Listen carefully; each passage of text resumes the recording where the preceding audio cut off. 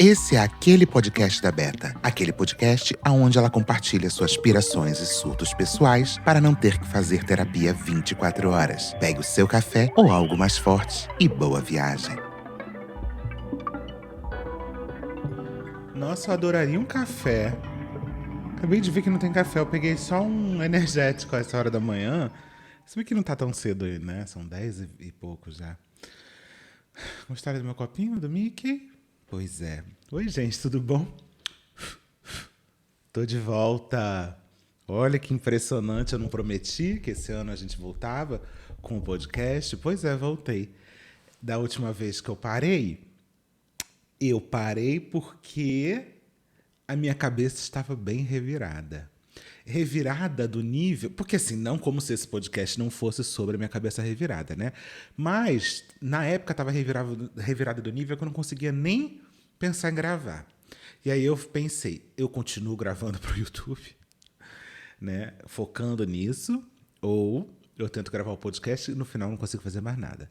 Eu sei, gente, que esse final de ano foi uma loucura. Eu tive alguns breakdowns assim mentais.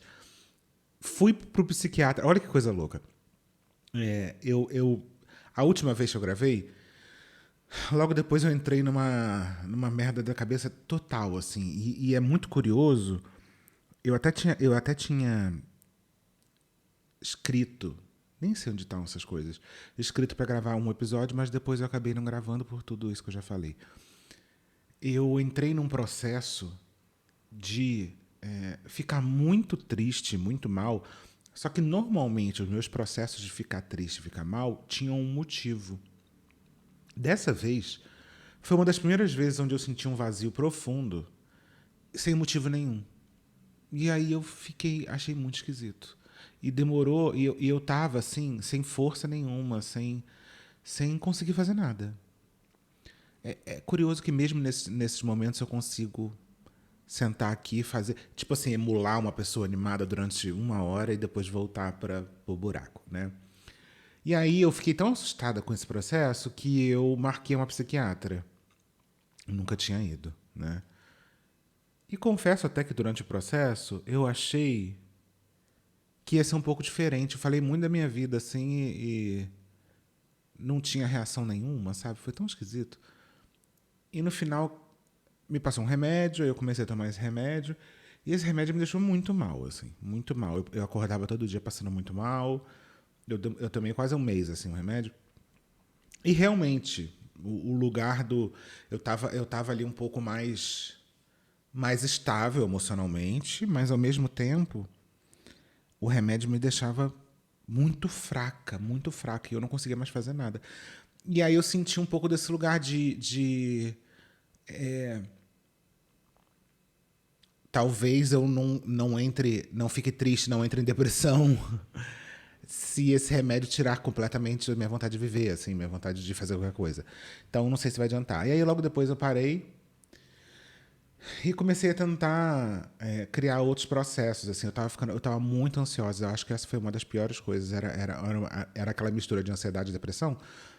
E uma ansiedade que eu tava. Qualquer coisa que acontecia na minha vida, qualquer coisa que acontecia, se tornava um motivo para me deixar desequilibrada. E aí, eu comecei a tentar fazer uma coisa muito idiota, que por incrível que pareça, deu certo até hoje, que é simplesmente contar de 1 a 50. Eu falei isso em algum lugar? Não sei. Eu comecei a contar de 1 a 50 em cada respiração, assim, ó. 1, 2, e assim, isso até 50. E é muito difícil fazer isso. Porque você quase nunca consegue chegar no 50. Porque você se perde, e aí qual é a regra, né? Quando você se perde, você começa do zero.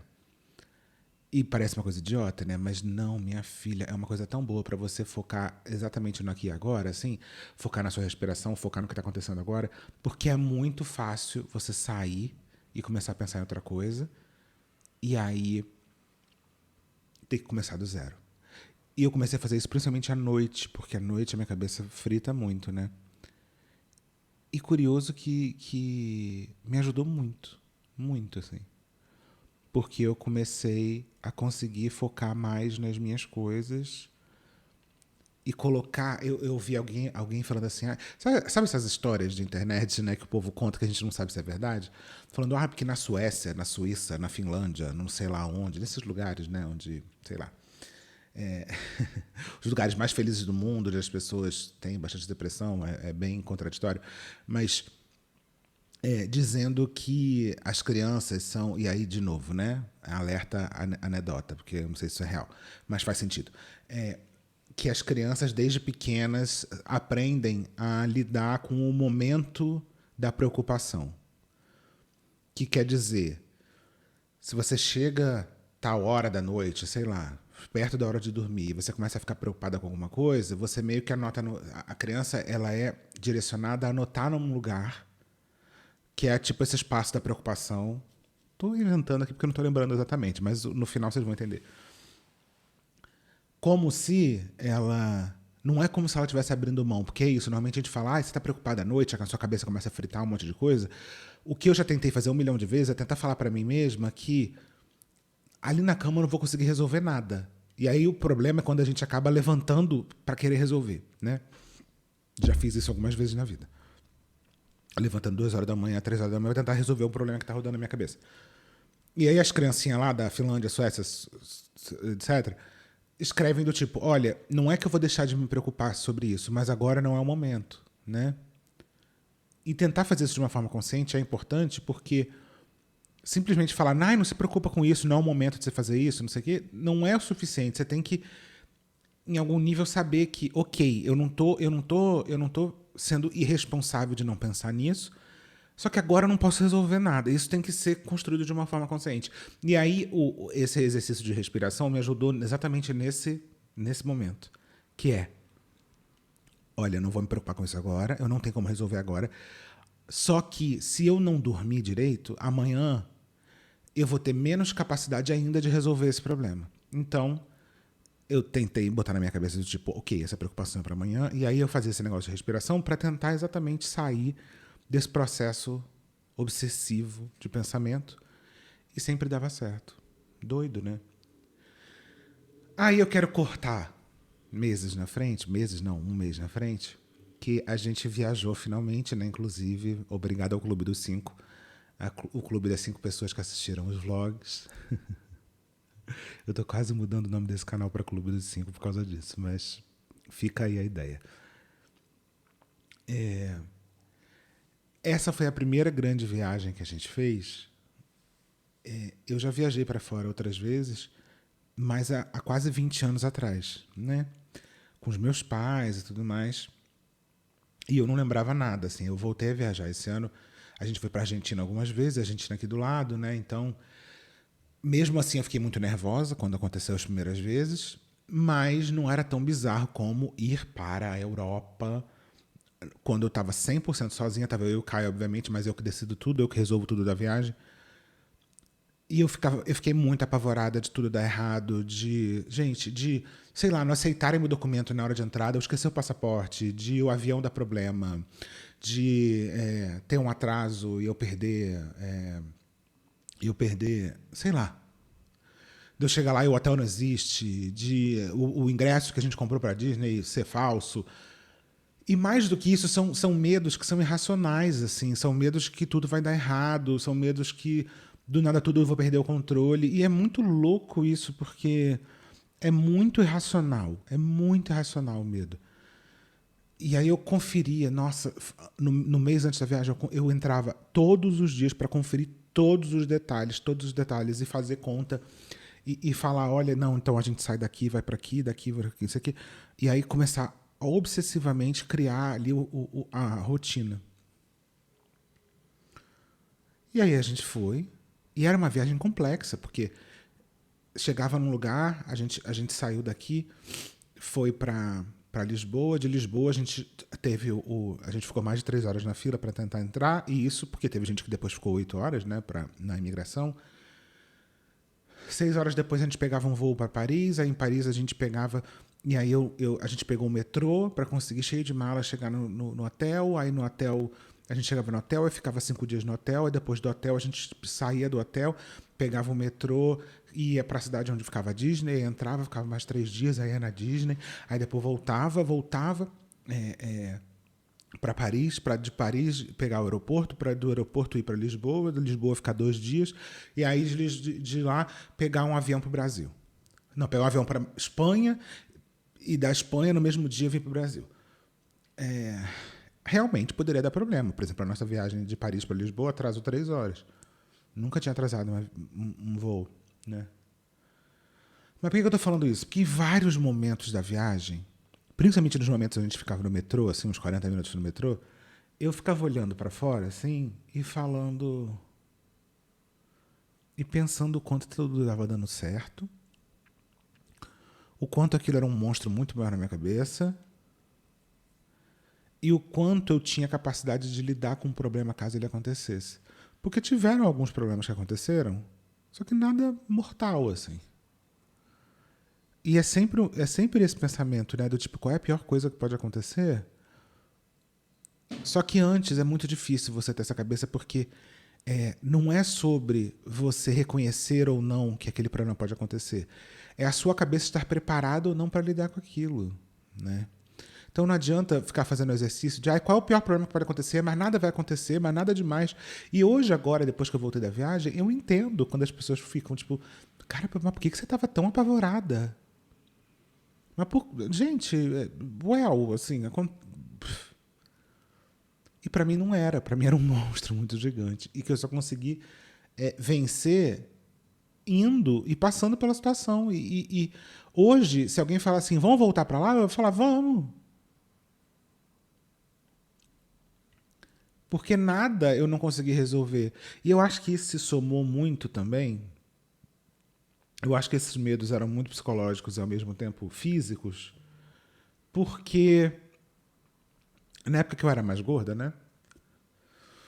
Eu passava muito perrengue mesmo, assim, muito perrengue. Eu não conseguia fazer muita coisa.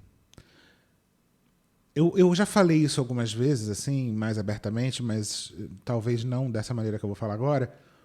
Eu sentia muita dor. Quando eu pesava 220 quilos, eu sentia muita dor. Eu precisava... Eu sempre tive carro e eu precisava ter um carro específico, porque não era qualquer carro que me cabia, né? Então eu tinha um dos carros que era o carro que mais espaço interno tinha, porque era o único carro que eu conseguia usar. Sabe aqueles vídeos do gordão da XJ dirigindo? Era mais ou menos eu, né? Eu não conseguia entrar em qualquer carro. Então, para mim, tudo era sempre mais difícil. A gente precisava sempre gastar muito mais para fazer as coisas, porque se eu tivesse que viajar para um lugar, eu não conseguia pegar qualquer Uber, qualquer táxi. Eu precisava ter um carro específico. E eu também não conseguia andar durante muito tempo. Então, por exemplo, a gente mora perto de um shopping aqui e toda vez que eu precisava ir nesse shopping, eu sabia o mapa do shopping. Porque eu olhava o mapa e sabia, eu tenho que ir nessa loja. Então, o estacionamento mais próximo dessa loja é a vaga tal, tal e tal. Então, eu tinha que fazer esse planejamento antes. E aí eu chegava lá, buscava, se não tivesse essa vaga, eu tinha que ficar lá esperando, para eu conseguir sair do carro e ir até a loja e voltar, no menor trajeto possível. Porque senão não ia conseguir. A primeira ficha que me caiu depois que eu emagreci foi voltar nesse shopping e conseguir ir de um lado até o outro dele, direto. E não é um shopping exatamente gigante. Já passei muito perrengue em viagem de eu ficar 3 dias sem ir no banheiro porque o banheiro não me cabia. Já... Se o banheiro... Exposição. Se o banheiro não tivesse ducha, eu não conseguia usar o banheiro. Não era só uma questão de não caber. Tinham vários... Então era isso, né? Passei muito perrengue mesmo.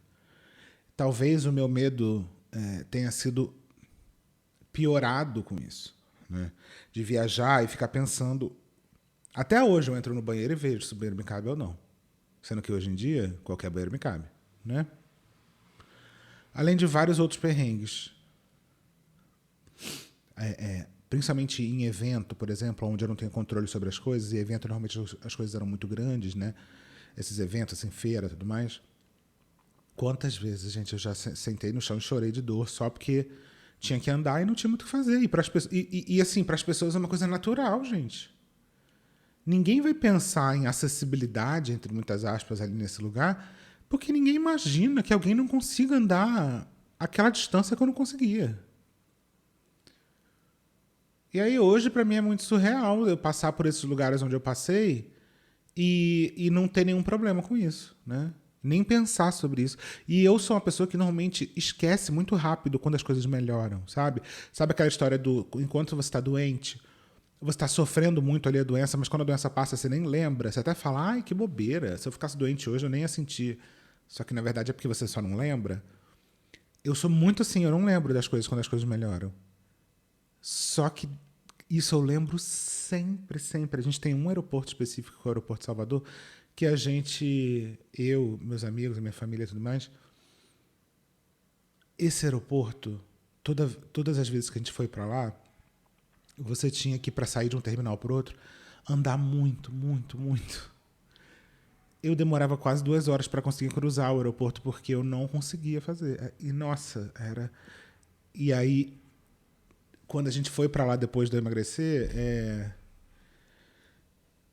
eu andei aquilo ali de uma vez só e em todos os passos que eu dei ali eu lembrei do quanto eu não conseguia fazer aquilo. Mas, então a viagem eu acho que se tornou um bicho de 7 cabeças por causa disso. Mas esse processo me deixou com muito medo de tudo, assim, tudo. E eu sinto que agora, à volta da viagem, eu tive esses vários momentos onde eu simplesmente olhava para as coisas e ficava refletindo o quanto o monstro era menor do que parecia.